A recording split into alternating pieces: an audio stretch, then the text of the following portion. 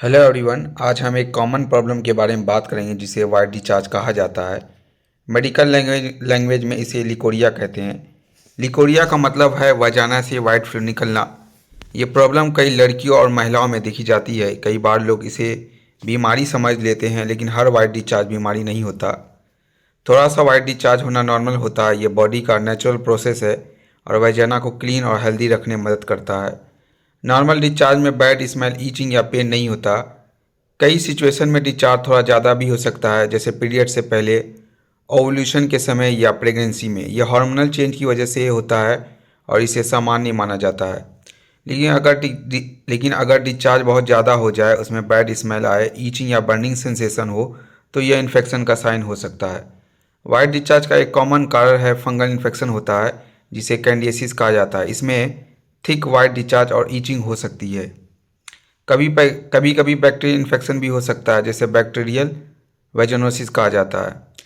इसमें डिस्चार्ज के साथ साथ बैड स्मेल भी हो सकती है। इसके अलावा पुअर हाइजीन, कमजोरी, स्ट्रेस और हार्मोनल इम्बैलेंस भी वाइट डिस्चार्ज का कारण बन सकते हैं।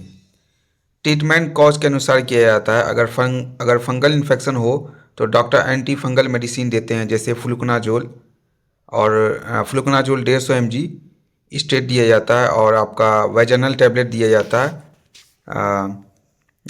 स्टेट। अगर ज़्यादा इन्फेक्शन होता है तो 3 से 5 दिन भी वेजनल टैबलेट दिया जाता है।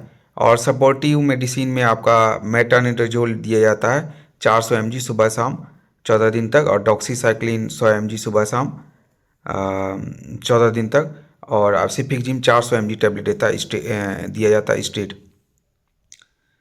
अगर बैक्टीरियल इन्फेक्शन हो तो डॉक्टर एंटीबायोटिक देते हैं, जैसे मेट्रोनिडाजोल। मेट्रोनिडाजोल जो है 400 mg दिया जाएगा सुबह शाम 14 दिन तक के लिए। और इसमें सपोर्टिव मेडिसिन सिफिक्जिम 400 mg स्टेट दिया जाएगा। 200 mg का 2 टैबलेट भी दे सकते हैं, और डॉक्सीसाइक्लिन 100 mg 14 दिन तक सुबह शाम, ये दोनों सपोर्टिव मेडिसिन है। वाइट डिस्चार्ज से बचने के लिए पर्सनल हाइजीन बहुत ज़रूरी है। प्राइवेट पार्ट को साफ रखें, कॉटन अंडरवियर पहनें और टाइट कपड़े अवॉइड करें। अगर डिस्चार्ज के साथ साथ सीवियर इचिंग, बैड स्मेल या पेन हो तो तुरंत डॉक्टर से कंसल्ट करना चाहिए। सही ट्रीटमेंट और हाइजीन से इस प्रॉब्लम को आसानी से कंट्रोल किया जा सकता है।